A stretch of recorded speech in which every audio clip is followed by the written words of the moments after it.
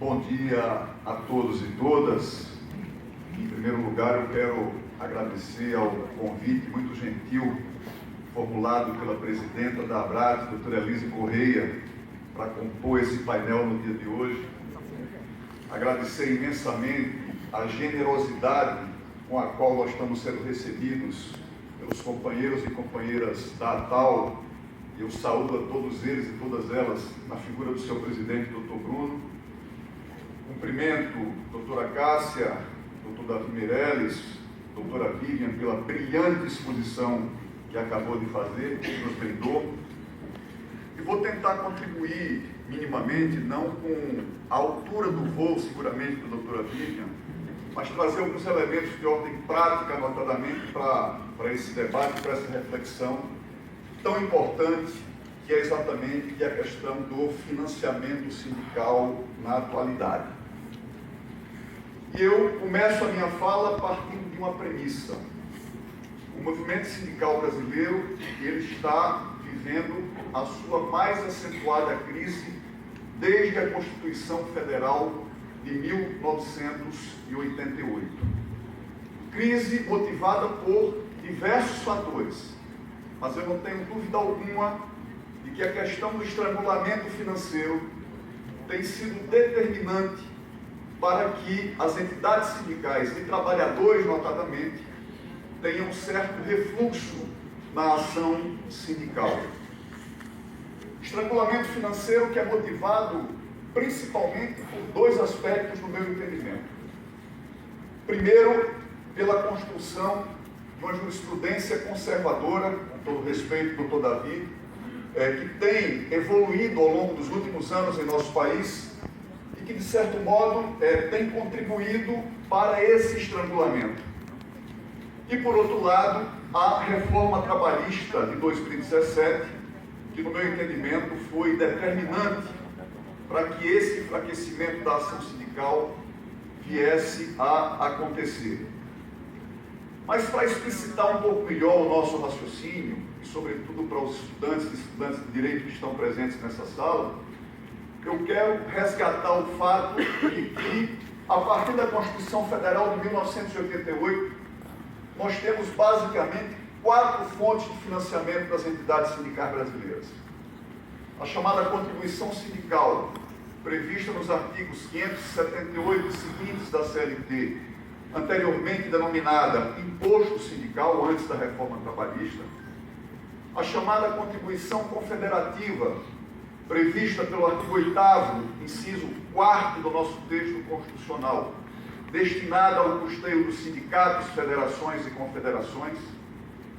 A chamada contribuição associativa, devida pelos sócios do sindicato, para que possam se beneficiar efetivamente os serviços prestados pela entidade, e a contribuição assistencial prevista pelo artigo 513, a linha E da CLT, que se destina a financiar a negociação coletiva de trabalho. Pois bem, como é que tem evoluído a jurisprudência em relação a essas 4 fontes de direito? Eu começo falando da contribuição assistencial, que inicialmente era disciplinada, além do dispositivo legal ao qual me referi, pelo precedente normativo de número 74 do Tribunal Superior do Trabalho, e que considerava constitucional a cobrança da taxa assistencial, tanto dos trabalhadores associados como dos não associados às entidades, desde que assegurado o direito de oposição a essa taxa a ser exercido em um prazo fixado pela norma coletiva de trabalho. Subsequentemente, esse precedente veio a ser substituído pelo precedente normativo de número 119, e que passa a considerar inconstitucional o desconto da contribuição assistencial dos trabalhadores não associados, sob o fundamento de que esse desconto viola o princípio da liberdade sindical. Essa mudança já iniciou este processo de estrangulamento financeiro que as entidades sindicais vivem em nosso país, processo que foi acentuado também e em paralelo pelo Supremo Tribunal Federal, ao editar a súmula 666, posteriormente convertida na súmula vinculante número 40, que estabelece que a chamada contribuição confederativa não pode ser cobrada dos não associados à entidade sindical, sob pena de violação ao princípio da liberdade sindical. É evidente que trata-se de um segundo passo no sentido de cercear a possibilidade de acesso a recursos financeiros por parte das entidades sindicais. E por derradeiro, eu me refiro, evidentemente, à Lei 13.467 de 2017, que tornou facultativa uma contribuição sindical até então tida como compulsória ou denominada de imposto sindical e que seguramente contribuiu de maneira decisiva para uma certa desestruturação do movimento sindical brasileiro. E quando eu falo de desestruturação, eu quero pensar aqui 4 aspectos que podem ilustrar o que é que eu estou querendo dizer. Primeiro, com a reforma trabalhista, houve uma redução da ordem de 88% dos recursos arrecadados com a contribuição sindical já no ano de 2018.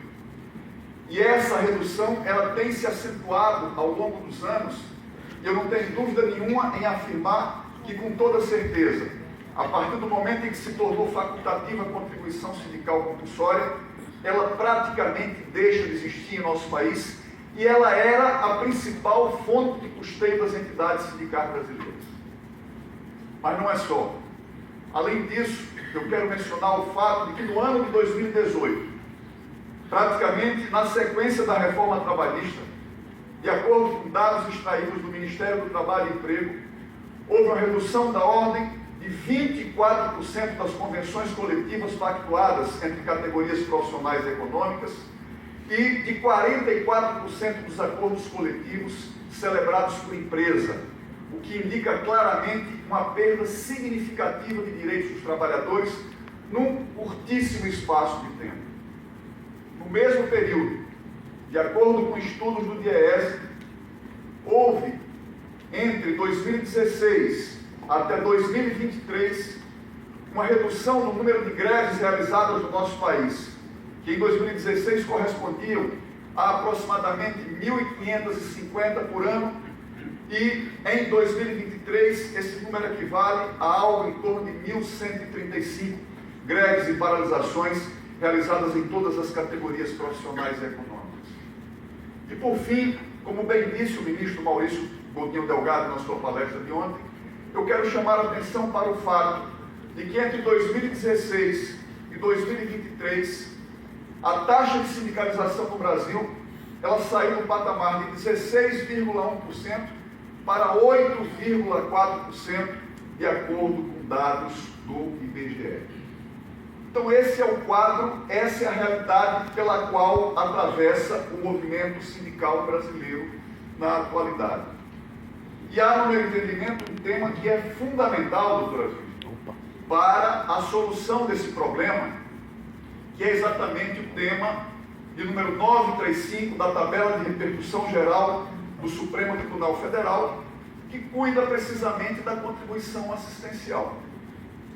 O Supremo iniciou um debate a esse respeito em 2018, prolatou um acordo em série de recurso extraordinário e julgou inconstitucional o desconto da contribuição assistencial dos trabalhadores não associados por violação ao princípio da liberdade sindical. Houve oposição de embargos declaratórios a essa decisão e em 2023 o Supremo revê a sua posição.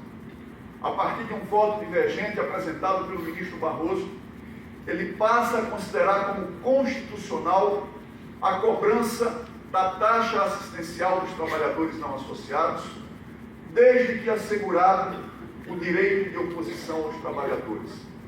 O voto do ministro Barroso é incorporado pelo ministro Gilmar Mendes, que é exatamente o relator do feito, que incorpora inclusive toda a fundamentação do voto divergente apresentado naquela oportunidade. Vejam, a partir de então foram opostos embargos declaratórios pelo Ministério Público do Trabalho e pela ABMAC, Associação Brasileira de Indústria de Máquinas e Equipamentos no Brasil. Eu vou me ater a esses segundos embargos declaratórios, através dos quais a ABMAC sustenta a tese de que o direito de oposição à contribuição assistencial é um direito individual, cabendo a cada trabalhador definir o tempo, lugar e hora de exercício deste direito de oposição. Ora, essa tese, na minha opinião, primeiro não encontra respaldo no que foi decidido pelo Supremo Tribunal Federal.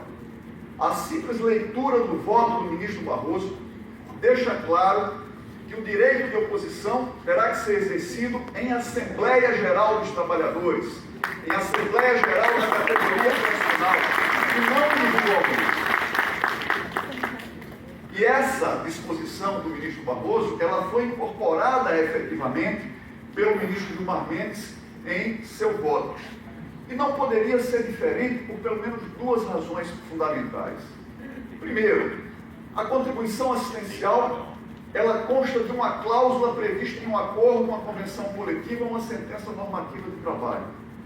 Se o trabalhador não tem o direito e a possibilidade de se opor a nenhuma outra cláusula de convenção ou acordo coletivo aprovado em Assembleia, por que ele teria o direito de se opor à cláusula que trata da contribuição assistencial? Isso é verdadeiramente um contrassenso que não é rigorosamente lógico do meu ponto de vista. Imaginem a situação de um acordo coletivo pactuado entre um sindicato e uma empresa que propõe a redução de jornada de trabalho com redução de salários. Algo que impacta muito mais a vida patrimonial do trabalhador do que o desconto da contribuição assistencial. O trabalhador não pode individualmente se subordinar contra aquela decisão, porque aquela decisão é um direito coletivo da categoria da qual ele faz parte. Assim como é um direito coletivo da categoria aprovar ou rejeitar a contribuição assistencial. Portanto, me parece óbvio que não é admissível a tese de que o direito de oposição é um direito individual. Não bastasse isso, eu lanço a seguinte indagação: qual trabalhador ou trabalhadora faria a opção de pagar a contribuição assistencial voluntariamente, sabendo que ele pode se beneficiar de todos os direitos previstos nas normas coletivas de trabalho, sem aportar qualquer espécie de recurso para a sua entidade representativa?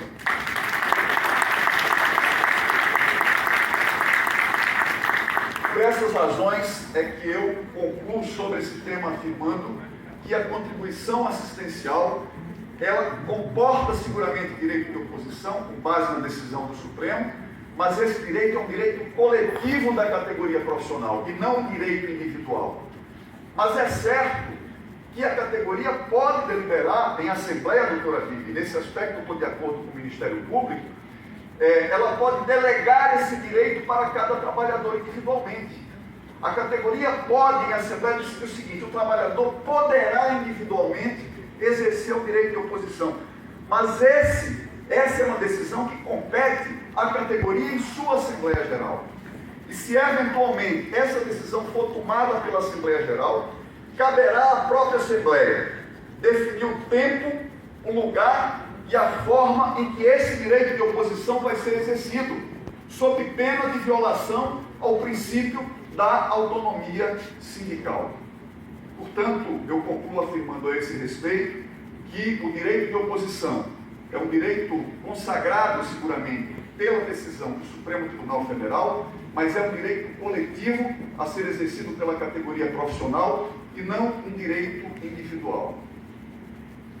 Há quem se contrapõe a essa tese, argumentando que o artigo 545 da CLT, ele estabelece claramente que o desconto de qualquer contribuição sindical em favor das entidades em folha de salário, ele depende de previsão de lei ou de autorização individual dos trabalhadores.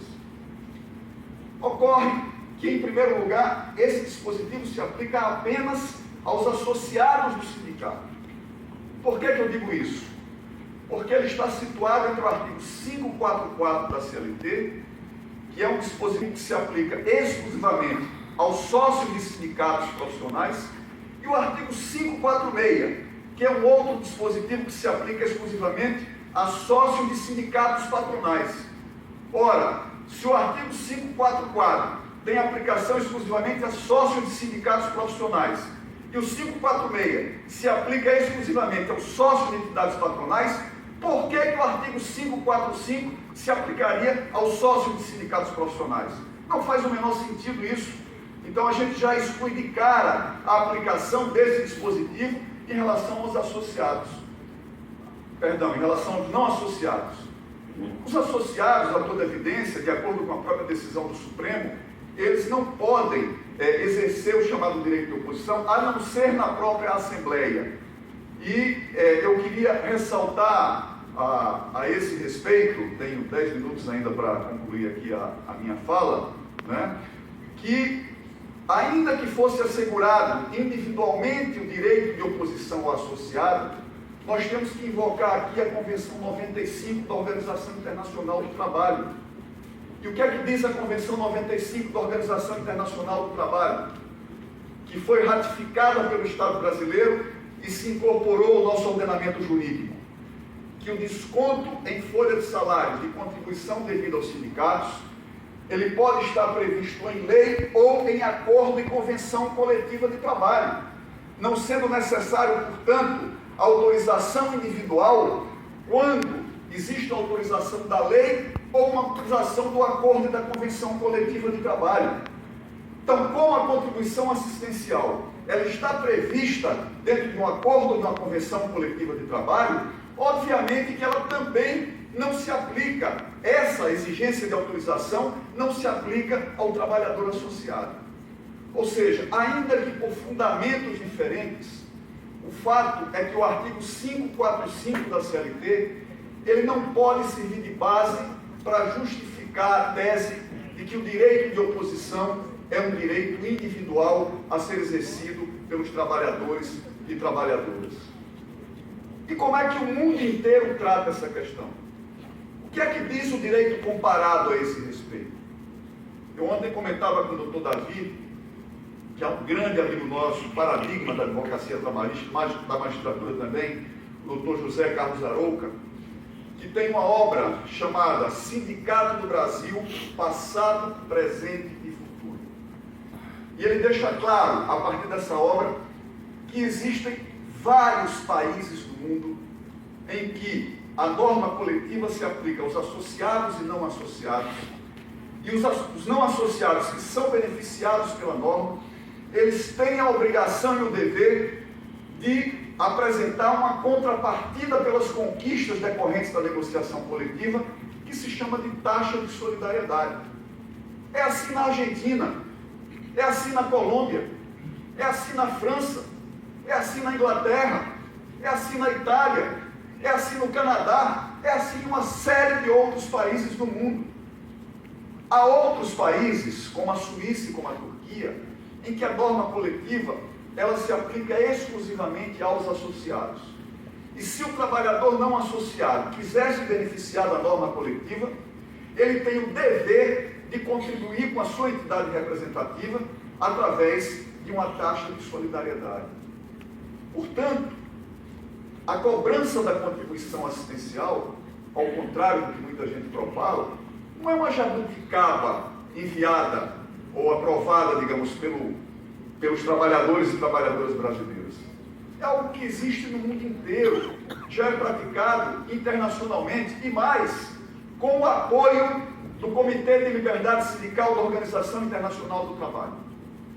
Existem vários verbetes do Comitê de Liberdade Sindical, e aqui eu quero chamar a atenção para o verbete número 480, que deixam claro que a cobrança de uma taxa de solidariedade dos trabalhadores que se beneficiam da norma coletiva e que não são associados, essa cobrança não viola o princípio da liberdade sindical.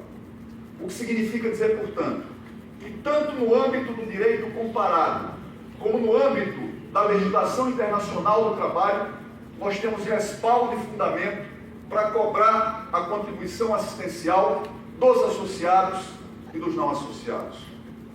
Mas eu não quero aqui abusar do meu tempo, quero contribuir, evidentemente, com a dinâmica dos trabalhos e parto para a conclusão da minha fala, dizendo o seguinte: para mim, essa decisão do Supremo Tribunal Federal, que é uma decisão que ainda comporta o julgamento dos embargos declaratórios do Ministério Público e também da ABIMAQ, ela vai ser decisiva para o futuro do movimento sindical brasileiro. Se o Supremo convalidar a tese de que o desconto da contribuição assistencial, ele na verdade deverá ser de associados e não associados, como ele já decidiu, e que o direito de oposição é um direito coletivo, eu não tenho dúvida de que todos aqueles números negativos que eu apresentei no começo da minha fala vão ser revertidos, porque nós vamos dotar as entidades sindicais de meios necessários a se reerguer.